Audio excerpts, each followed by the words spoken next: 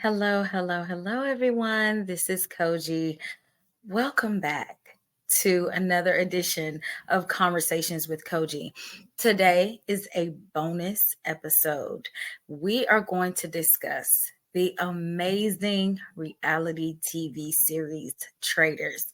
It airs on Peacock every Thursday at 8 p.m. Eastern. We are on episode 6. I haven't been recapping, so I will go over the latest episodes for you, okay? But firstly, happy Black History Month. Okay, I'm in all black, so happy Black History Month. Happy New Year, because I have not been on for quite some time. I am getting a couple of guests together, and we will go back into my other format of guests and talking about varied topics, of course. So, I'm really excited about that. But let's get into Traitors. Okay. Oh my goodness. I hope you have been watching. If not, I'm hoping that my recap will at least convince you to get a free trial. I don't even know if you need a free trial. Maybe just sign up to Peacock and start watching. If you're not a fan of The Challenge or Survivor, I mean, everybody knows Phaedra, right? From Real Housewives of Atlanta, Sheree, Spring Summer. I mean, at least watch it for that. Okay. So, first, we're going to talk about the cast. There's 21 cast members. Okay. We have Bergie. Now, if you watch Love Island season 5, he ended up with Taylor. So, we have him first, right? We have Dan Gheesling. Now, Dan is a legend. If you have not watched Big Brother, I don't know what you've been waiting on, but if you haven't, we are 20 seasons on in. So you still have time to catch up, okay? They're not cutting that short anytime soon. It's actually their moneymaker. So Dan Gheesling played 10 and 14, okay? Seasons 10 and 14. He won, okay? He won one season. He's iconic, known for Dan's funeral. Please look it up. It is one of the most epic moments of Big Brother history. He's very cunning, he's smart, he's strategic. He really knows how to navigate a house of people. Okay.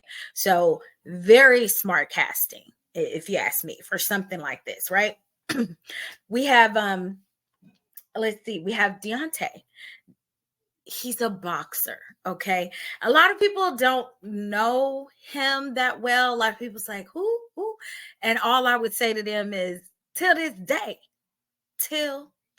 day, who don't know memes, right? And so if you don't know that meme, I don't know what to tell you, but he's a great boxer. Okay, so we have him.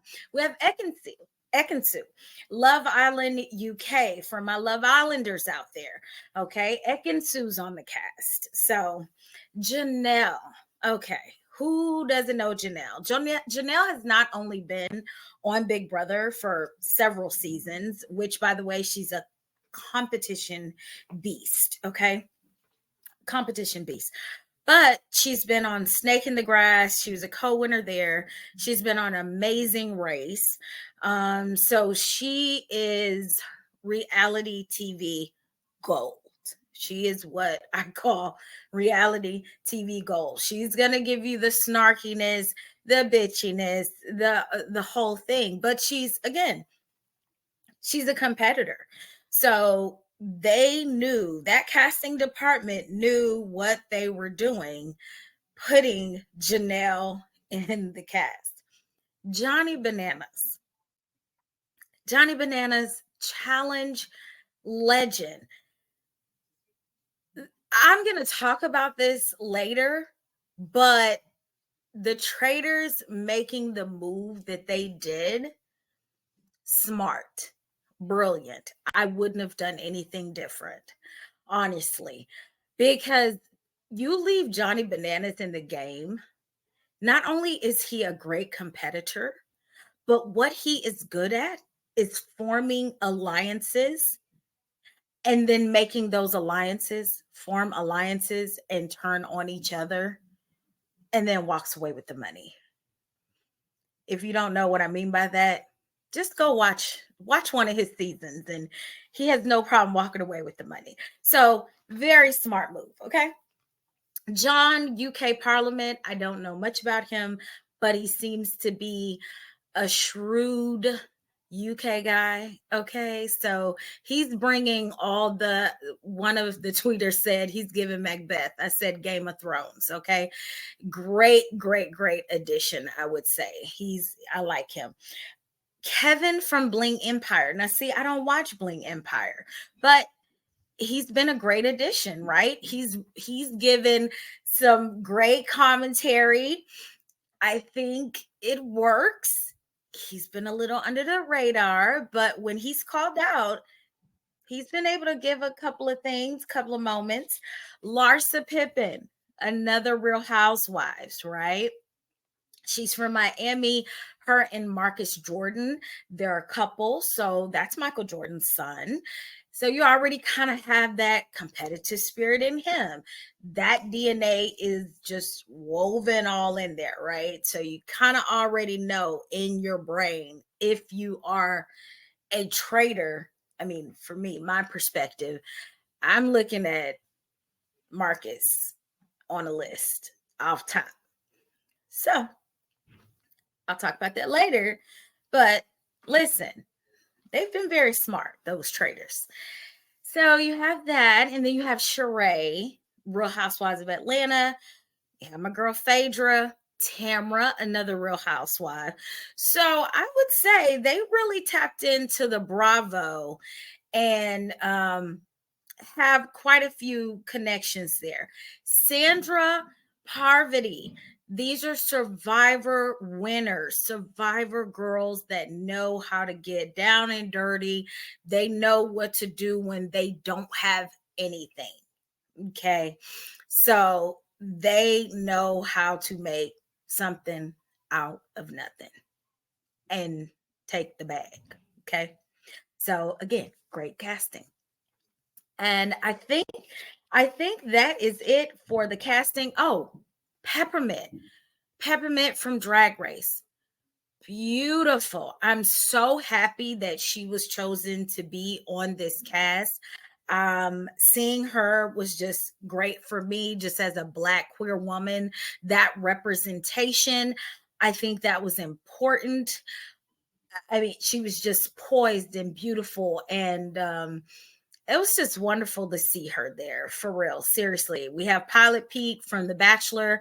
I really didn't know what to think about Pete, because if you watched his season on The Bachelor like me, um yeah, there was nothing for me to gain. So I was really excited, honestly, to see him play this game, because left a little mystery, you know? It left a little mystery for me. So I was happy. Max. Now listen, I'm a Dancing with the Stars fan, although I have not watched Dancing with the Stars for a couple of seasons. Ever since they decided to go to Disney and everything like that, which was a bad move. I feel like they lost a couple of viewers, but I ain't gonna talk too much about that. I'm gonna leave them alone. But Max, let me tell y'all something. Max knows how to win a trophy. He knows how to win a trophy. He is just so good at his craft, but he knows how to win a trophy, like I said. So I can understand them casting him, right? Okay, so I think that's it for the cast. Now, what I want to do before we kind of get into the episodes, what I just found sort of interesting, I guess this is my brain working analytically, right? The connections that we have. So you have Trishelle, CT, Johnny Bananas. That is our challenge people, right? That's our challenge people. If you noticed, Trishelle immediately was like, well, I know CT. Now you would have to watch the challenge to kind of understand why she kind of said her whole spiel about, oh yeah, me and CT kind of. Trishelle tends to have those things. And I don't know if you watch Trishelle Las Vegas Real World or not, but she's a character. She's a character, okay?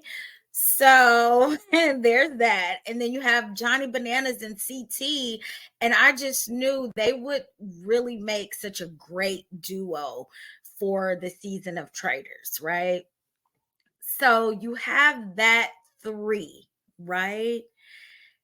And the first murder was Johnny Bananas. So you cut the string from that connection. It's just CT and Trishelle now.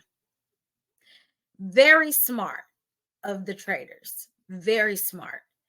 And at this time, the Traitors, as we know, are Parvati, Phaedra, and Dan.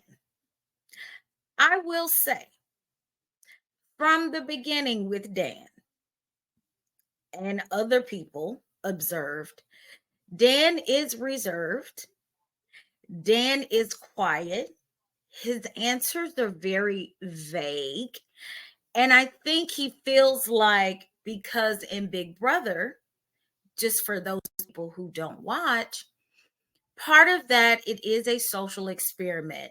You not only have competitions, just like Traitors, and your social game comes into play.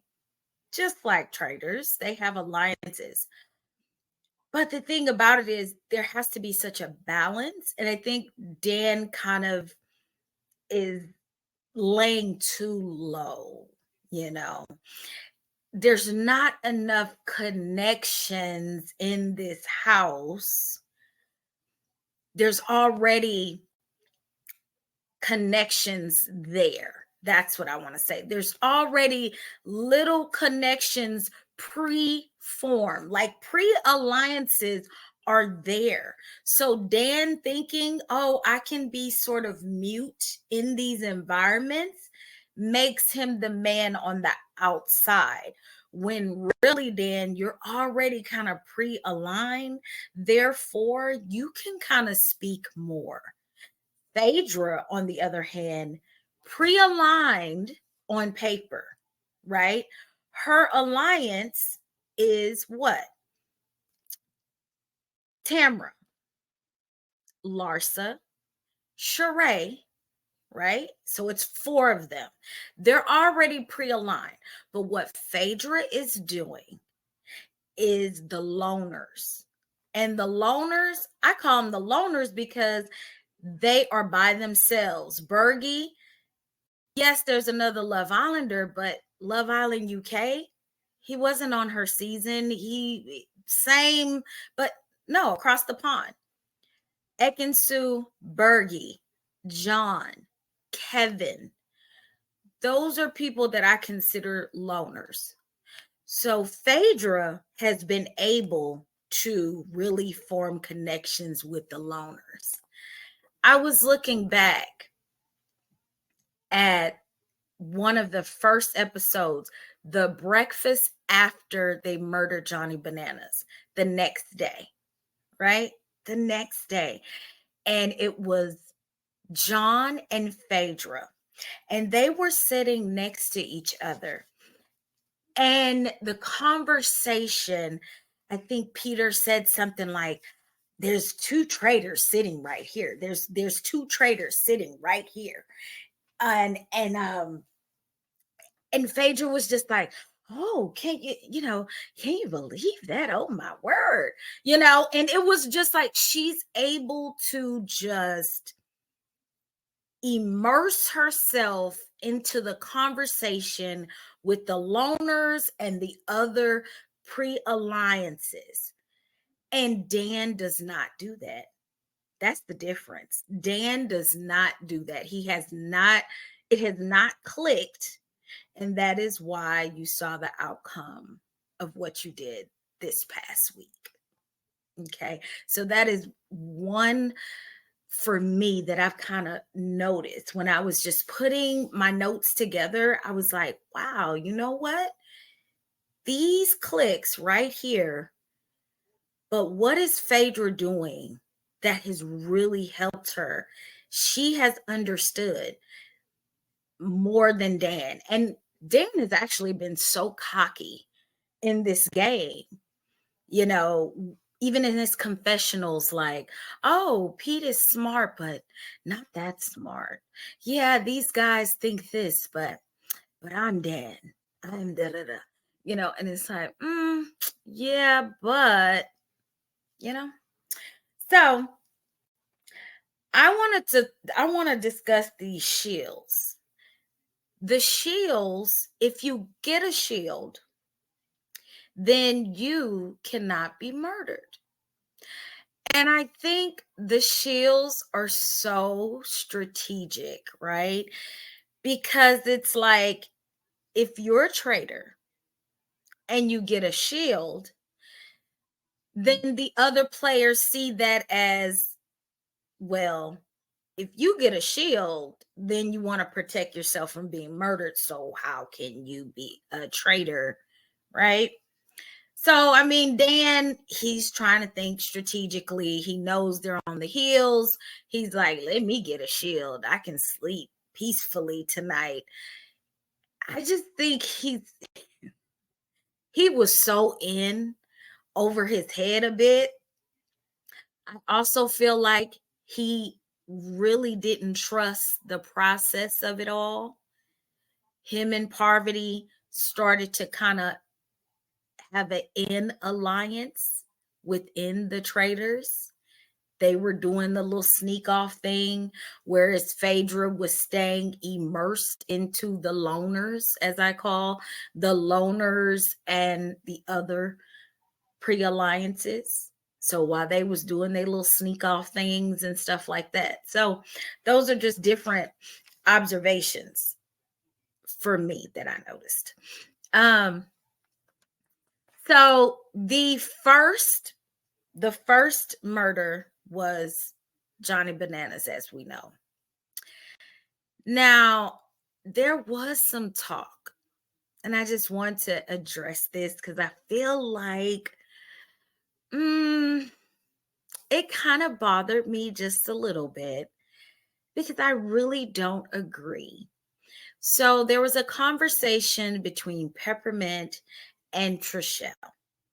And it was just, I feel like, in jest type thing, snarky sarcasm type thing. It's like, oh, well, you better not be this, and da da da da da. She said that she would be a traitor if she got murdered or something. Da da da. And it was a reaction on her face. She took that as, oh, she must be a traitor. I don't know. Then Trishelle just kind of put it in her mind that Peppermint was a traitor.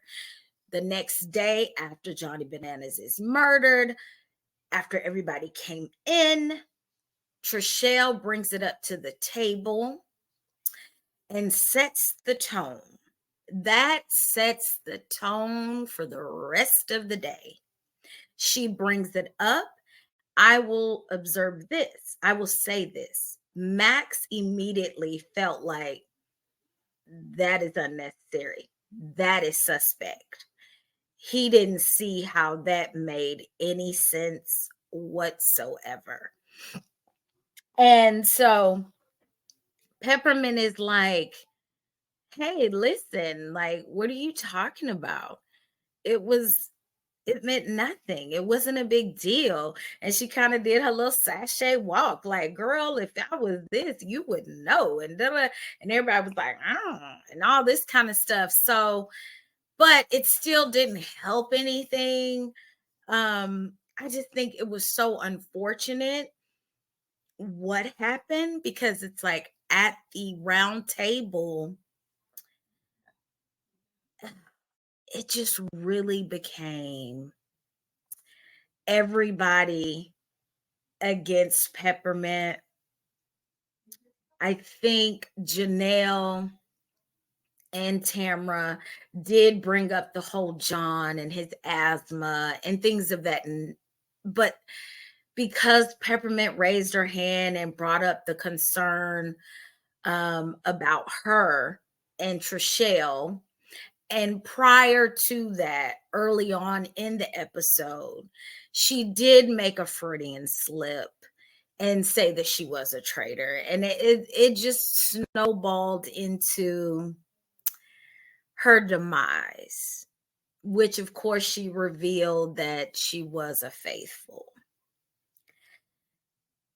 I felt like it was genuine of Trishelle to feel very bad about the situation.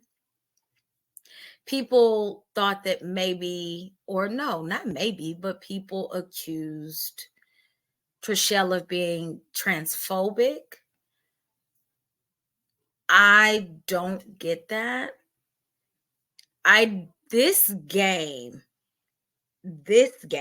is all about body language, conversations, reading people, um actions versus words, like any kind of out of the ordinary thing is considered something that a faithful wouldn't do.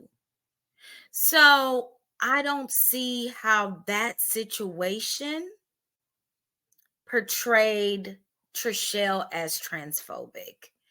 And I know that other people are talking about the show, so I just wanted to give my 2 cents about that because it really made me feel, made me feel a certain way. So I was like, ooh, I really have to speak on that. So please kind of take it with a grain of salt, but I just really don't feel like that's the case. I do want to say that I'm so shocked that Parvati has kind of laid a little bit low before now. Her resting bitch face, y'all. Oh my God. Like, mm, like it's just like, mm, it is so resting. Like, what's that little girl name? Bobby with the podcast? Honey, her and Parvati, baby, perfect duo. Between them two, restingbitch.com. I swear to God, I just can't. Like, I don't even see how anybody can look at that. You talk about body language and you talk about things that seem unlike a faithful, that resting bitch face. Anytime someone comes into a room, like at the breakfast, like, who's been murdered, her reactions are always like, ooh, what is it? What happened? Oh my God. Like, how y'all don't pick that up, or how's that not suspicious? I have no idea, but it's so annoying. It's annoying. So, but they don't think anything of it. I mean, I guess. Let's see. So Sheree, I feel like is doing pretty good. Sheree is doing pretty good at hiding behind the housewives. Because you know what, Sheree? She really just votes how everyone else votes. And then as soon as the person says, I'm a faithful, she gonna sit up there and act like she didn't vote like everybody else and be, oh my God, you guys, really? Seriously? Oh, this is so fucked up. I can't even believe that happened. It's like, girl, you did not fight for anybody else, okay? So I think she's doing good. Nobody suspects her. Early on, she won the Shield. And so no, it wasn't early on. She actually, this past episode, because they did the slingshot and she won a shield, so she's safe. So I think she is really doing a good job, laying low, kind of sticking to the housewives. Um, I think the murder of Tamra, poor Tamra, she was very hurt, but it was a smart, strategic game move for Phaedra, honey, because when Parvati was at that table, baby, listen, I don't even know why these people try to keep crossing Phaedra. They did it in episode 4 and then they tried it again, and we all know that Dan, Dan is gone. But when Parvati tried it and talked about people being actresses and performers and housewives getting scripts, Phaedra, baby, listen, that updo she had was turned upside down because she definitely gave her the eyes, okay? And she was like, oh, okay. When we get back in that cellar, bitch, I got you. She checked her, she checked Dan, and yeah, both of their asses about to be down that well, okay? I'm telling you right now. But Phaedra was like, okay. So that was so strategic because it's like, listen, if you put out there that the housewives are a group of traitors, then it's like, shit, gotta murder somebody. She wasn't gonna murder Sheree. One hundo, that wasn't gonna happen. But we gotta murder somebody. We gotta murder one of the housewives because then that does put the heat off. Okay. So it was perfect. That was good. I know I'm kind of going all over. I was gonna kind of start in order, but now I'm just kind of flowing a bit, because that's how good this show is. This is why I need y'all to watch, because it is just, how Clue and just put a mix of great personalities and Alan fashion and snarkiness. I mean, it's just wonderful. So I'm I'm like everywhere because I'm just like, ooh, what do I want to give you that will pull you in? I will tell you this. Bergie from Love Island, even if you didn't watch Love Island, Bergie is someone who on his season, we didn't know if he was going to find love because listen, he's a quirky guy. He is a guy who wears his heart on his sleeve, and he's Bergie. That's how we just say, oh, it's Bergie, you know. But when I tell y'all, I was so fucking happy and excited in episode 3. I was frustrated in the beginning, but I was fucking standing up rooting because Bergie figured out the pattern during that challenge. He figured out how the lights were going. And it was like, hey, we need the fucking money. It was 8 people over there. And he was like, okay, like, listen to me, listen to me. And everybody is not listening to him. And I'm just like, holy fuck, y'all are really not listening to Bergie. And finally, I can't remember who it was, but finally it was like, okay, tell me what to do. I'll do it. And like CT in his confessional was like, yo, it's Bergie's time to shine.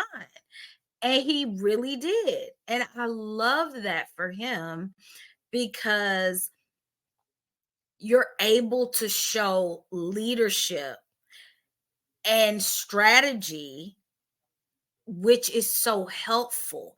And it didn't put a target on his back. It didn't put a target on his back at all.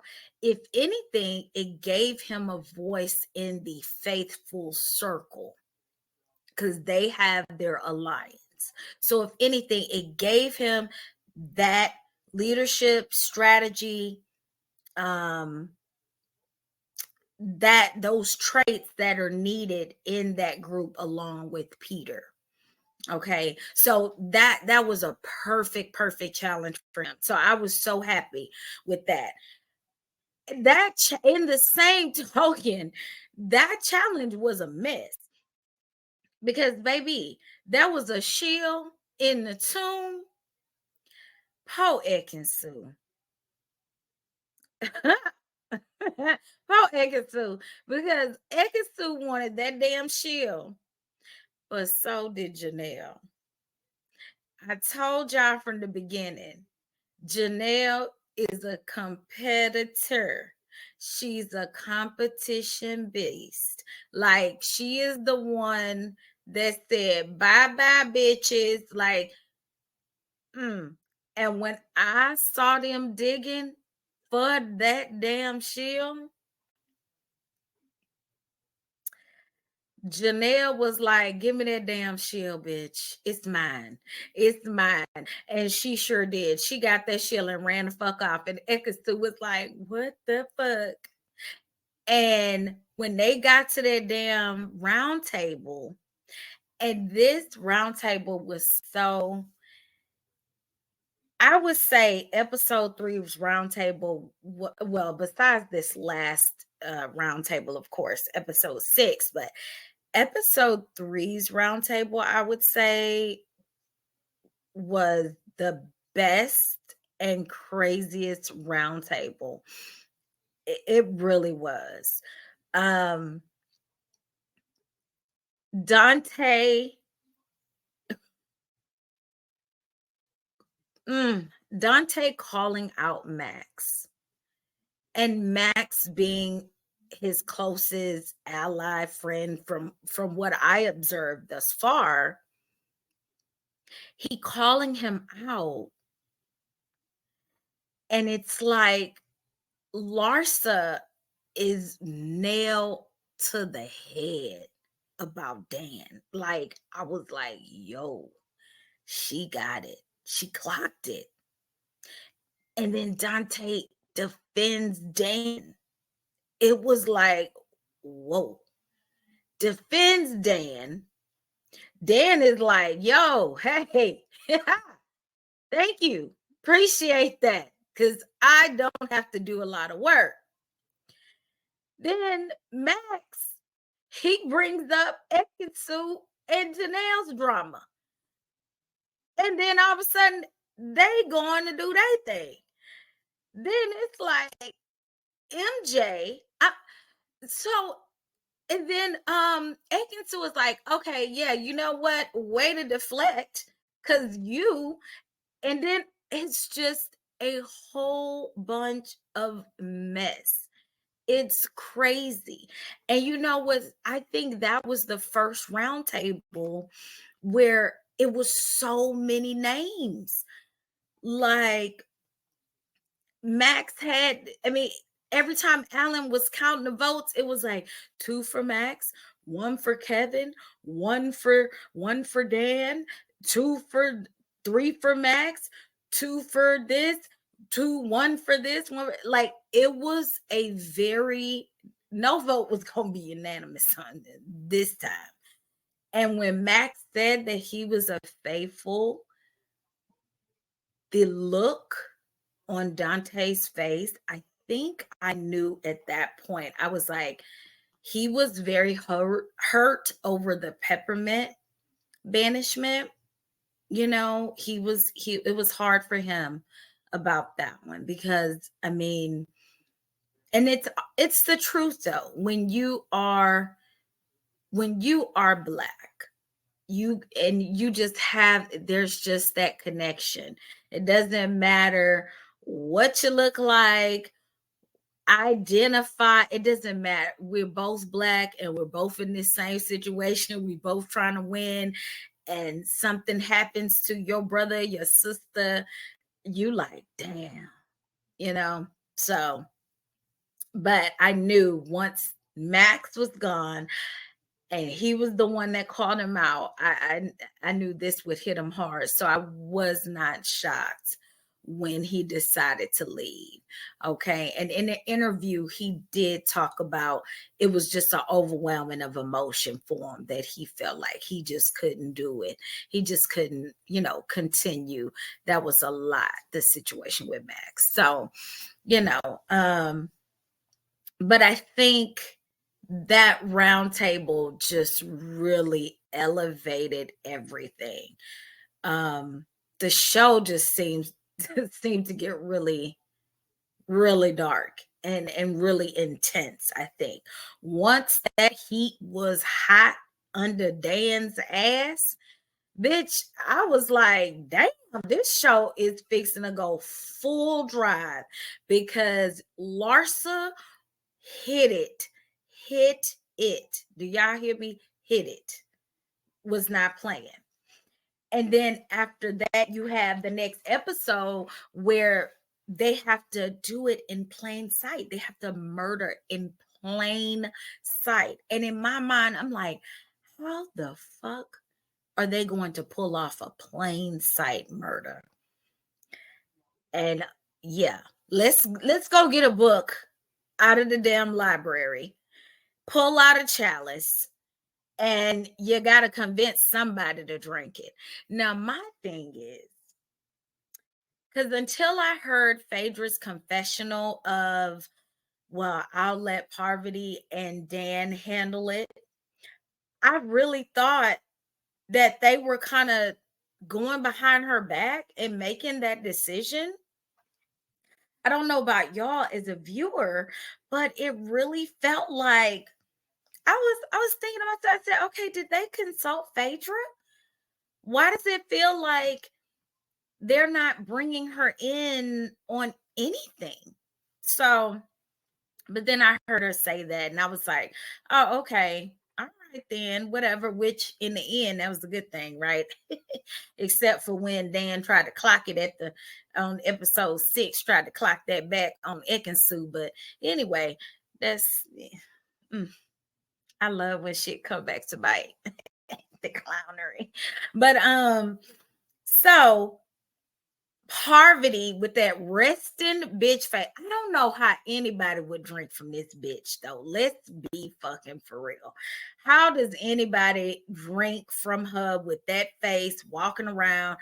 How are y'all not paying attention? Is anyone not looking at her? Like she is literally walking around like, mm, mm, who can I give it to? Like, everybody has a glass pretty much. It was so weird. And she goes into the room. She goes into one room. And in this room, honey, you got Phaedra and Sheree right there. Now, see, she didn't talk to Dan, and they was discussing Sheree. So she was about to try to poison Sheree. Baby, when Phaedra clocked what she was about to do, baby, Phaedra was in her confession. She was like, nah, I know damn well she ain't about to do Phaedra, because one thing you not going to do is play with her about Phaedra. And guess what? She moved around. She moved around. Yeah. She sure did. She went into another room.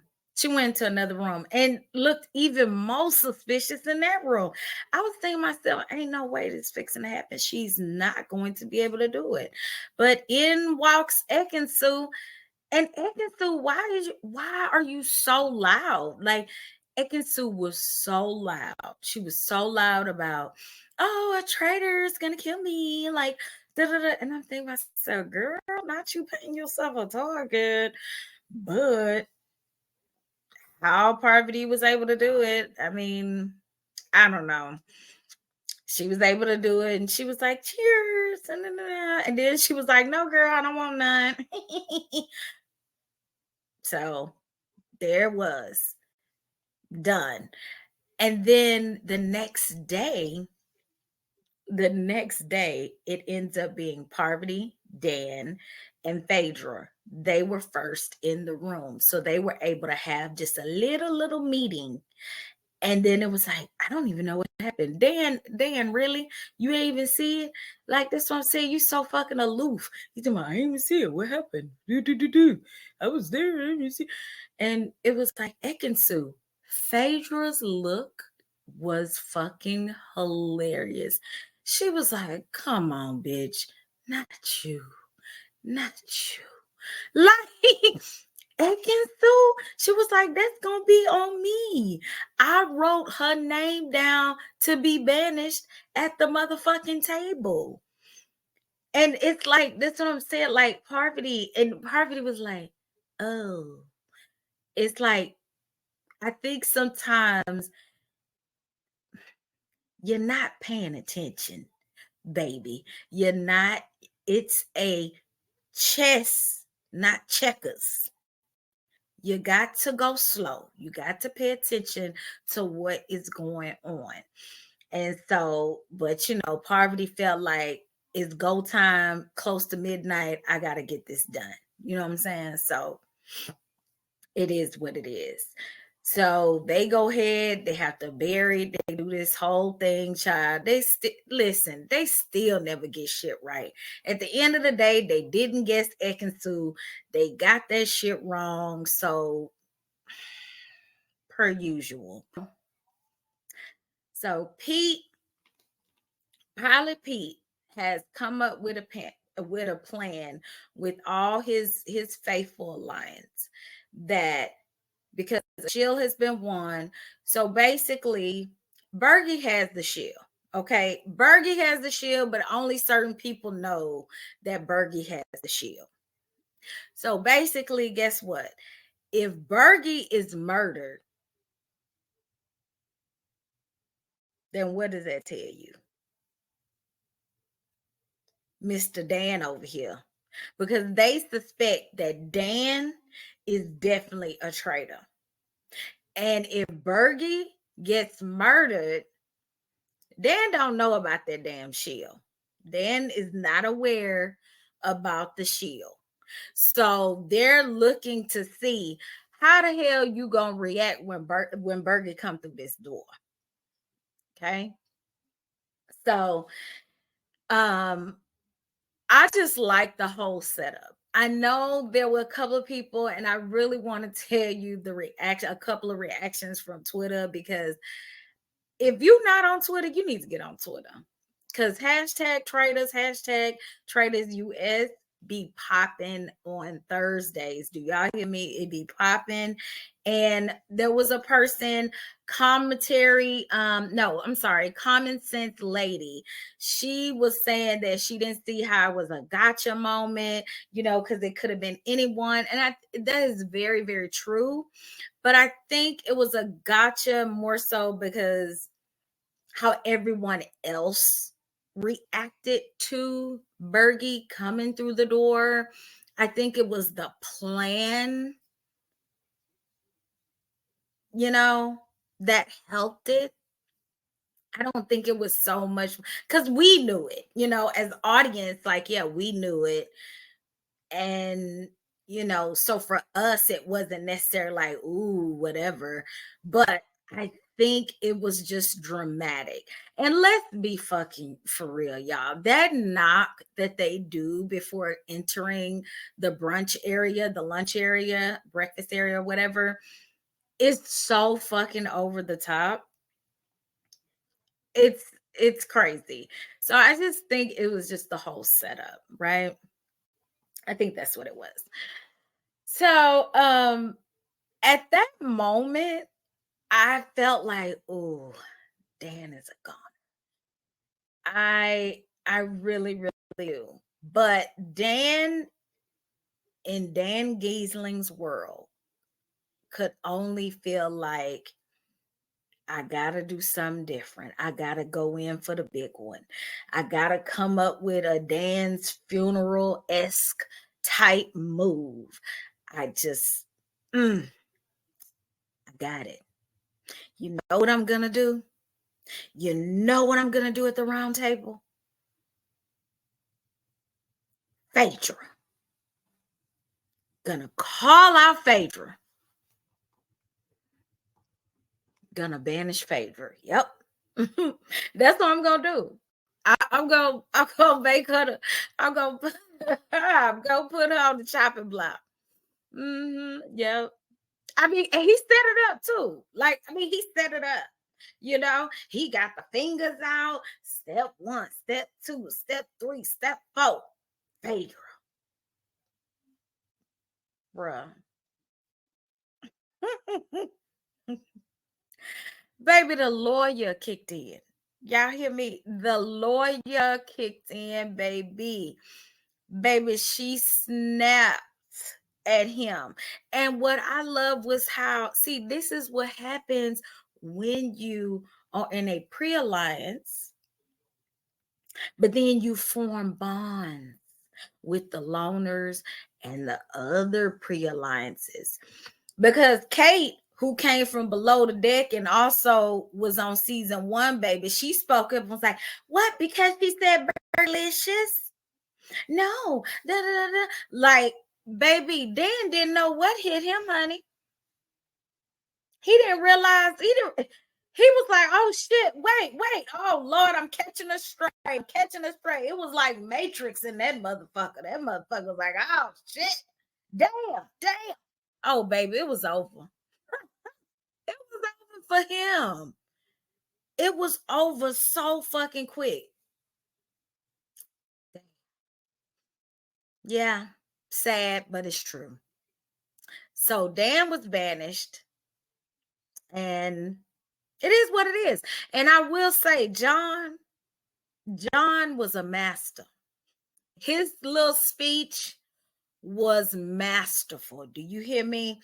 Shout out to CST Sure, because this Twitter said the spirit of Macbeth possessed John in that Scottish castle. Okay, and it did. It was great. It was so much drama. It was amazing. So we get to the darkness of the night, and now it's Phaedra and Parvati. And of course, because Peter is on everybody's ass, baby. Peter is on everybody's ass. Do y'all hear me? And at this point, it's like, okay, we got to get Peter out, because baby, Peter is in Parvati's ass. That whole episode, Peter was in Parvati's ass, just like Max was in Trishelle's ass about Peppermint. Okay. So at this point, she's like, Phaedra, Pete, Pete, Pete, Pete. I love that Phaedra is in her strategic bag. You want to burn the house down, girl? You want to do it? Go ahead, Shaq. Go ahead. Do your thing. Girl, do it. Go ahead. Because Phaedra is at a point of hang yourself. Go ahead. Go ahead, do it. And I love that. Go ahead, girl. If you want to do it, because it's gonna be so easy for me to be like, it wasn't me. Because everybody has observed. See, everybody has observed the tension, the calling out, and everything else. And they have seen Parvati come in the room several times. Every time the little faithful alliance have been there, Parvati have come in there. And so guess what? And who's never around during that? Phaedra. Her little burgerlicious trust her. So hang yourself then, Parvati. But Alan comes in during that and says, hey, listen, you can recruit Pete to become a traitor, so that's definitely something to think about, right? But then not doing that has different, and if you haven't seen that episode, that's why I don't want to tell you what that means, because so I don't want to spoil it for you, because the next episode is next Thursday. So if you haven't seen that, but I will tell you, he did get the envelope. He has to make a decision if he wants to become a traitor or stay a faithful. you know, he has a big decision. So if you've seen the episode, I want to know in the comments, what do you think Peter is going to do? And what do you think Peter should do? That is my question to you guys in the comment section. Okay.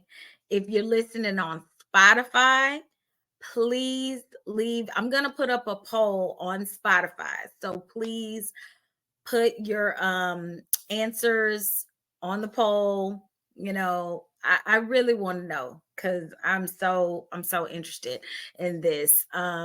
Also, any kind of thoughts on Dan's worst and best move. I'm very interested to know, what is Dan's best and worst move in your opinion?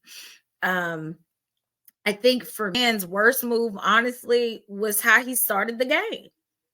I mean, I said that. I feel like Dan's worst move was how he started the game.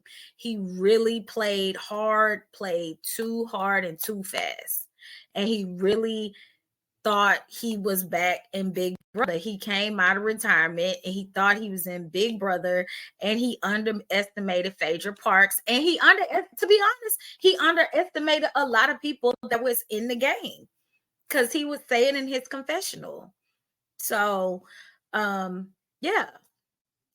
I also feel like Janelle and him also, they were never going to work like as a team making it to the end, because both are just so competitive, which is fine. But I just think with one being a traitor and one being the faithful, Janelle is too hungry to even let that work.